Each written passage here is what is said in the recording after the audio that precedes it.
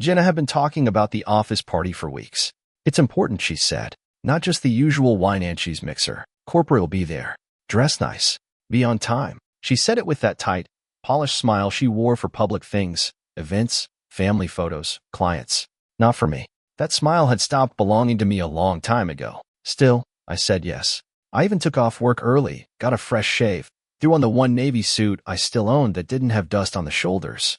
Mason, our 7-year-old, stayed the night with Jenna's sister. It was just going to be us, like old times, she said. I should have known better.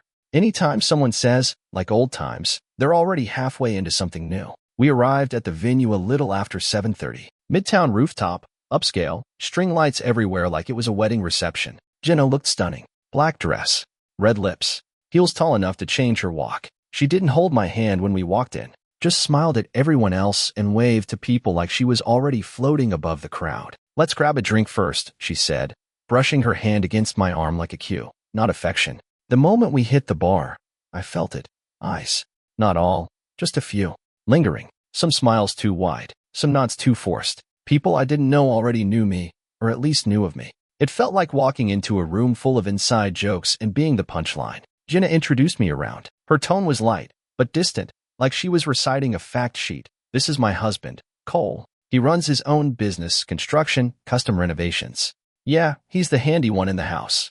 No pride, just presentation. Then came a guy I'd never seen before. Late 30s. Square jaw, sleeves rolled up, confident, but not loud. The type who looks like he always knows something you don't. He extended a hand before Jenna could say a word. Cole, right? He said. I've heard a lot. I raised an eyebrow. Yeah? From who? He smirked, just enough to make me want to swing around. Jenna cut in fast, touched his arm. Cole, this is Damien. We've worked on a couple projects together. Couple, he said. I was never leaving mine. I'd say more than a couple. Jenna laughed, tight, awkward. I didn't laugh. I didn't say anything. The bartender handed me my whiskey and her champagne. I downed half mine before we even walked away. We found a table near the back. I asked her, straight up, what's his deal? She waved it off. He's just a smartass. Thinks he's funny. Ignore him. I tried. I really did. But her phone buzzed under the table every few minutes. She didn't check it every time, just glanced when she thought I wasn't looking. Once, when she reached for it, I caught the screen light up, just long enough to see the name. Damien. My chest went cold. And that was before I saw the message that popped up next. Can't wait to see you again tonight. Alone. Title. She invited me to her office party, but her coworker knew something I didn't. Cheating wife. I stared at that screen for maybe half a second, but it was enough. Enough to feel something tear behind my ribs. My hand gripped the glass harder than it should have, the ice clinking loud enough to make Jenna look up. You good? She asked, tilting her head, lips still glossy with that red she knew I used to love. Yeah, I lied. Just tired. She smiled, leaned over, and kissed my cheek. Another performance, and we both knew it. Her eyes didn't linger. Her touch didn't warm. And the phone slid back into her clutch like it hadn't just detonated a grenade in the middle of the room. I didn't say anything right then. Not in front of 100 eyes and a few hundred more whispers. I didn't come here to make a scene. But my gut had already called it. Damien wasn't just a smartass coworker. He was something else. Something dangerous. Someone who sent texts like that knowing full well I was sitting right beside her. He wasn't just being bold. He was daring me to react. We mingled for another hour. Jenna floated through the crowd like she was on rails, perfectly timed smiles, casual touches on arms and shoulders. The kind of affection she hadn't shown me in months. I kept my drink full and my mouth shut, watching every move, every glance she tossed toward Damien when she thought I wasn't paying attention. He stayed close to the bar, surrounded but never crowded, always laughing just loud enough. And twice, I caught him watching us. Not her. Us. Like he was studying me, gauging the storm building behind my eyes. I needed air. I slipped out onto the balcony alone, phone in hand, heart still thudding like a drum. I opened Jenna's messages. I didn't know her passcode, but I'd seen her type it enough times, always using the same pattern. Birthdays. I tried Mason's, 051716. Unlocked. The first thread was Damien. The first thing I read stopped me cold. Last night was worth every risk. I kept reading. There were photos. Not graphic, but damning. A shot of wine glasses on a hotel nightstand, her bare feet on white sheets. His hand in the frame, resting just above her knee. Dates. Times. All of them lined up with nights she claimed she had late meetings or wellness events with coworkers. This wasn't a fling. It was ongoing. And from the messages, he wasn't even her first. He was just the one who stayed. I didn't throw the phone. I didn't scream. I just stood there, watching the skyline flicker with distant lights, wondering how long I'd been the only one in this marriage still showing up. When I turned to go back in, Damien was already there, leaning against the railing like he'd been watching me the whole time. "Rough night?" he asked. I looked him dead in the eye. You ever wonder what kind of man someone has to be to screw another man's wife and smile in his face? He shrugged. "Maybe the kind who's not scared of being caught." I stepped in closer. "You should be." He didn't flinch, just smiled that same smug, overconfident smile. But I saw something shift behind his eyes, because I wasn't playing nice anymore.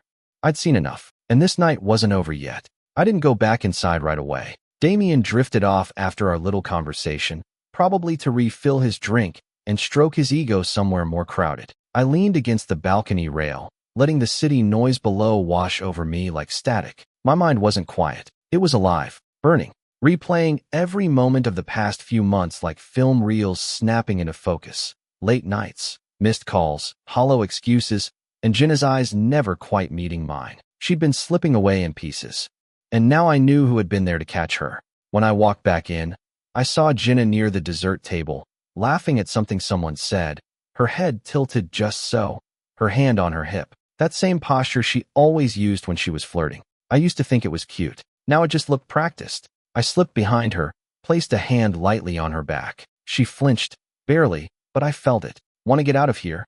I asked, voice low, controlled. She turned to me with a hint of surprise. "Already?" "Yeah. Long day. You ready?" Her smile faltered for just a second, but she nodded. "Sure. Let me say bye to a few people." I watched as she made her rounds. Polite goodbyes, a hug for someone from HR, a high five to her assistant. But when she reached Damien, it wasn't a hug. It was a pause, long enough to mean something. His hand grazed hers. That same smirk again. I looked away before I did something I'd regret in public. We rode the elevator down in silence. Jenna checked her lipstick in the mirror, like nothing had cracked beneath the surface. In the car, she started talking about the party, how the VP complimented her presentation last week, how they might fly her to Dallas next quarter. I let her speak, didn't interrupt once. Not until she finished with, "It really meant a lot that you came tonight." I pulled the car into our driveway and shifted into park. Then I looked at her. "Who is he to you?" She blinked. "What?" "Damien." She froze. 1 second, 2. Then came the first lie. "He's just a coworker, Cole. Why would you?" "Don't." Her jaw tightened. She looked out the window. "I saw the texts," I said flatly. "Saw the pictures. I know everything." Silence. When she finally turned back to me, her eyes were glossy, her voice shaky. "I didn't mean for it to happen." I laughed, sharp and humorless. "Yeah, that's what everyone says when they're caught." She looked down at her hands. "We were drifting. You've been distant, working so much." I felt invisible. I stared at her. "So you decided to fix that by letting another man into our marriage?" She didn't answer. I opened my door, stepped out, walked around to her side, and opened hers. "Get inside," I said. "We're not done talking." We stood in the living room for what felt like an hour. Her dress looked out of place now. So did I, in this suit that suddenly felt like a costume. "I want the truth," I said. "All of it." She didn't cry, didn't beg. She just nodded, slow and ashamed. "I'll tell you," she said, "but you're not going to like where it started." And right then, I knew Damien wasn't the beginning. He was just the latest chapter in a story I hadn't been allowed to read. She stood in front of me, arms crossed, still in that black dress like we were at the party. Her makeup had started to smudge under her eyes, not from tears, but from tension. She didn't look sorry, just caught. That difference meant everything. "I said I'd tell you," she repeated, but her voice was hollow, her tone not pleading, almost defensive. I kept my distance, arms at my sides. "Start." Jenna sighed and sat on the edge of the couch. She looked small now, deflated. "It didn't start with Damien. I want that clear." I didn't react. "He wasn't the first," she continued, "but he was the first who made me feel seen, not just wanted seen." I clenched my jaw. "So all those nights I was working double shifts, trying to pay off the last of your student loans, you were looking for someone to make you feel seen? That's not fair." She shot back quickly, guilt turning to heat. "You were gone all the time. You stopped talking to me unless it was about bills or schedules." I laughed, bitter. "You mean life?" "I was talking to you about life, Jenna, while you were off creating another one." She stood up now, closing the space between us. "I'm not saying I'm innocent, Cole. I know what I did. I knew it every single time I put my ring in my purse before seeing him. That one stung more than I expected." "You took it off?" She nodded, slowly. Every time. There was a silence then, long and sharp. You could have just left, I said finally. You didn't have to lie. Didn't have to bring another man into our marriage like I was too stupid to notice. Her eyes dropped. I wanted to. I almost did. But Mason, I couldn't do that to him. I didn't want him growing up in a broken home. I stepped forward, my voice like steel. You already broke it. That hit her. For the first time, her face cracked. Not just shame, but something deeper. Fear. I never wanted him to find out, she whispered. He's the only thing I've done right. I didn't answer. Because I was thinking about all the little things Mason had said over the past few months. How he asked why mommy gets sad after gym nights. Why she hugs her phone when she thinks no one's looking. Why she whispers in the kitchen after bedtime. He knew something was off. Kids always do. I walked to the kitchen, poured a glass of water just to keep my hands busy. Jenna stood frozen in the living room like she knew something was ending and couldn't stop it. I'm filing, I said. She didn't react at first. For divorce? She asked after a beat. I nodded. Custody. I turned. Full. You'll have visitation. Weekends. I'll make sure Mason knows you love him. But this, us, it's over. She sank onto the couch. Eyes wet now, but her mouth tight. Does he know? No, I said. Not yet. But when I tell him, I won't lie. She nodded slowly, like she knew it was coming. Like some part of her wanted to be punished. I left her there, still in her heels, still in that black dress, sitting alone in a house she no longer belonged to. Because love doesn't disappear all at once. Sometimes it dies in the quiet after the truth is finally spoken. I didn't sleep that night. I lay in the dark on the living room couch, staring at the ceiling while the world outside moved on without me. The house was too quiet, like it was holding its breath. Jenna stayed in the bedroom. I heard her crying once, muffled through the door, but I didn't get up. I couldn't. I'd spent too many nights already carrying the weight of her silence. In the morning, I got up before sunrise and started packing a bag. Not mine, hers. I didn't throw things. Didn't break anything. I folded her clothes carefully, set aside her shoes, placed her perfume in bubble wrap. There was no rage left in me, only finality. When she came downstairs just after 7, mascara still smudged from the night before, the bag was already waiting by the door. You're making me leave? You already left? I said without turning around. She didn't argue. She picked up the bag, then looked back at me one last time. Tell Mason I'll call him tonight. I nodded. I will. And with that, she was gone. The door shut softly, like even it didn't want to make a sound. I stood in the middle of the kitchen, the light just starting to pour in through the window, and I realized how strange it felt to be alone in my own house and finally feel at peace. But that didn't last long. Around noon, I picked Mason up from his aunt's. He ran to the truck, backpack bouncing, smiling like nothing in his world had shifted. I envied that. I strapped him in, started the engine, and drove us home. He asked if mommy was making dinner tonight. I told him no, that she was staying somewhere else for a while. Is she mad at you? No, I said. She just made some choices that weren't okay. So now we're going to do things a little differently. He was quiet for a moment. Then, are we still a family? My throat tightened, but I nodded. Yeah, buddy. Just a smaller one. That night, I made grilled cheese and tomato soup, and we watched a superhero movie on the couch. He didn't ask about her again, just leaned into my side, chewing popcorn with his eyes glued to the screen. I held him close, one arm wrapped around his shoulder, and knew I'd made the right call. But the past has a way of clawing back. Around 10 p.m., after I tucked Mason into bed, my phone buzzed. Blocked number. I hesitated, then answered. Cole. The voice was calm. Too calm. Damien. There was silence on the line, then a low chuckle. Didn't think you'd pick up. Say what you've got to say. You really think you're better than me? He asked. Bet this makes you the hero. I didn't respond. I didn't make her cheat, man. She came to me. She wanted out. I just gave her what she asked for. You done? No, he said. You think she told you everything? That it was just me. My jaw tightened. You should check her old phone, Cole. The one she never let you touch. Lot more stories in there. Then he hung up. And just like that, peace left the house again. The old phone. I knew exactly which one he meant. It was in the storage bin under the stairs, buried beneath a stack of winter coats and random junk we never unpacked after the last move. Jenna had claimed the screen was cracked beyond repair and upgraded a few months back. I didn't think much of it at the time. People upgrade phones. But now, with Damien's smug voice still echoing in my head, I realized she hadn't even offered to recycle it. She just tucked it away, quietly, like a memory she didn't want to delete. I waited until Mason was asleep. He never stirred once. That kid could sleep through a tornado. I dug the phone out around midnight. It was still in the same box, still wrapped in an old hoodie. The screen was cracked, yeah, but not dead.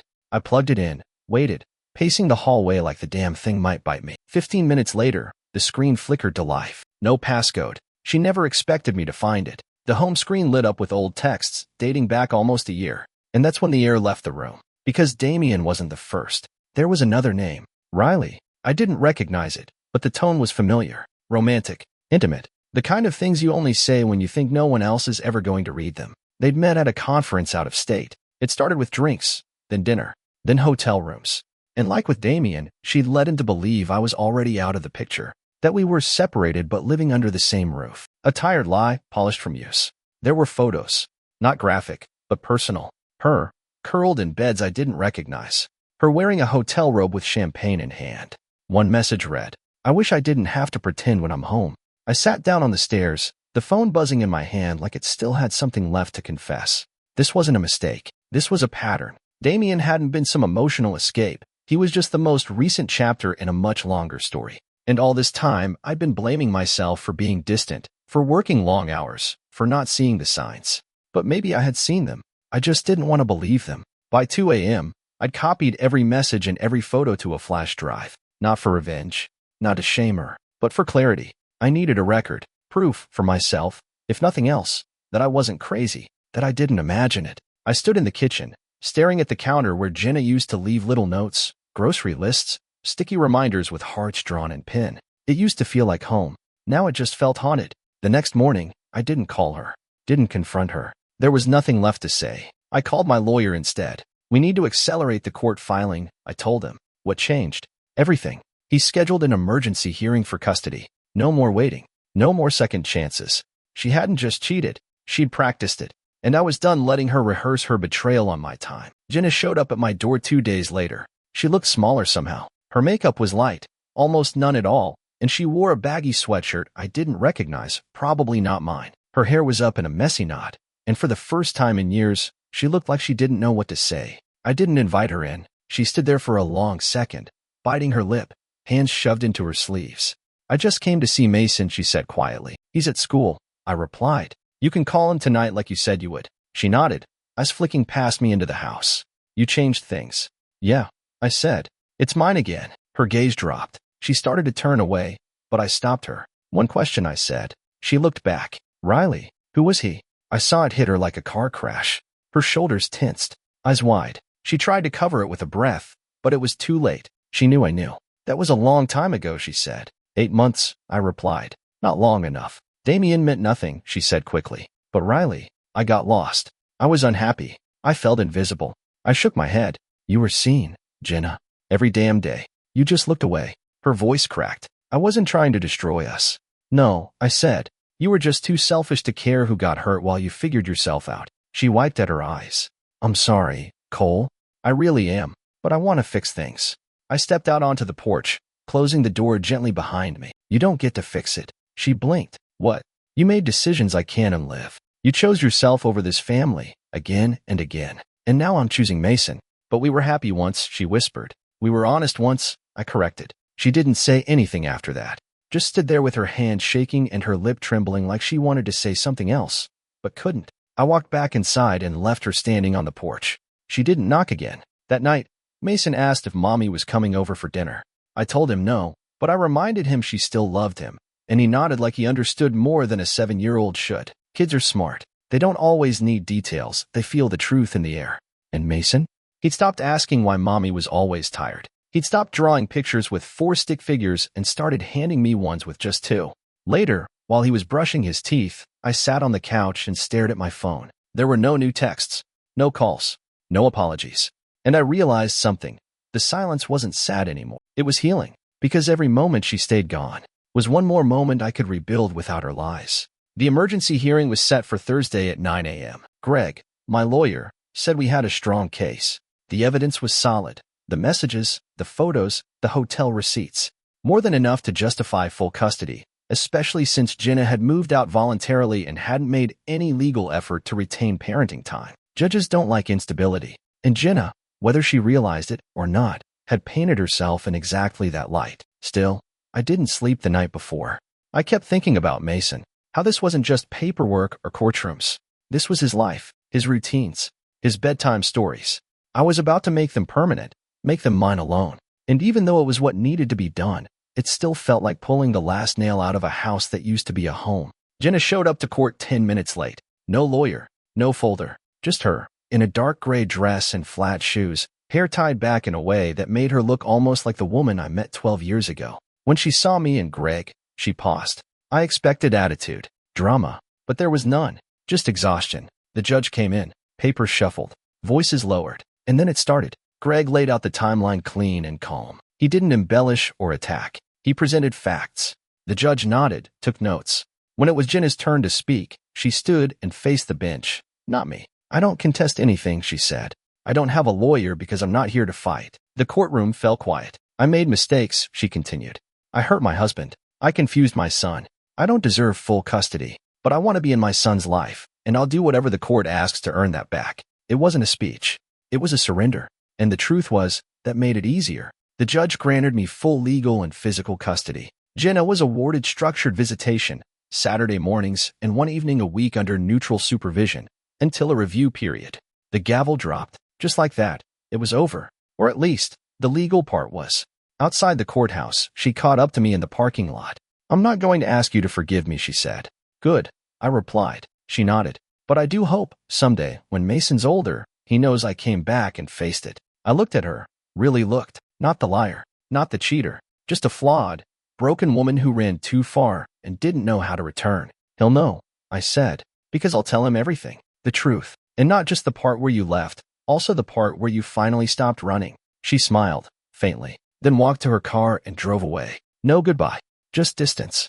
I stood there in that lot for a while, watching the sun burn off the clouds, breathing for what felt like the first time in months. Because now it was real. My life was mine again. No shadows. No secrets, just me and my son, and a future we could finally start building. 2 weeks passed. In that time, Jenna didn't call. She showed up for her Saturday visits, right on schedule, never late, never early. Mason always came back quiet, not upset, just thoughtful, like he was trying to fit two realities into one head, mommy in one house, daddy in another. It was a lot for a 7-year-old, but he handled it with more grace than most adults I know. I'd been rebuilding everything, routines, habits, trust, not just with Mason, but with myself. I stopped checking old messages.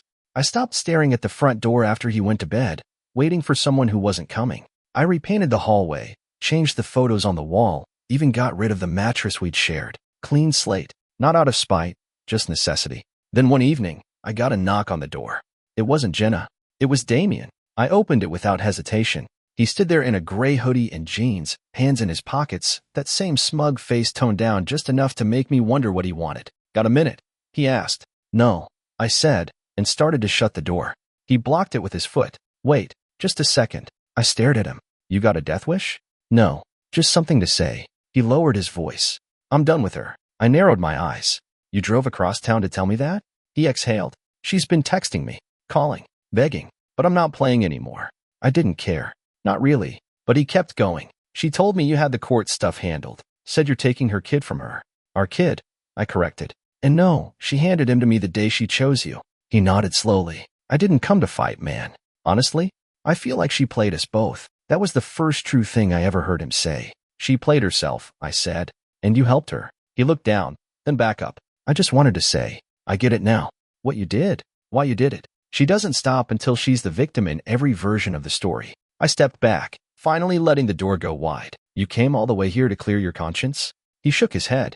No, I came to say, I don't blame you if you hate me. I'd hate me too. Then he turned and walked away. No threats, no drama, just a man who'd finally seen what I saw too late. When I closed the door, Mason was standing at the end of the hallway. Who was that? No one important, I said. He nodded, trusting me, and went back to brushing his teeth. And I realized in that moment, I'd already won. Not in court, not in some petty war over who hurt who worse, but because I was still standing, still steady, still here.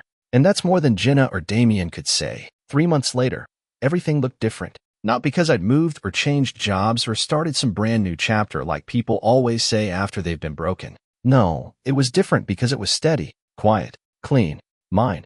The court finalized custody. No appeals. Jenna didn't fight it. She stuck to her visitation schedule and started seeing a therapist, or so she claimed. I didn't ask for details.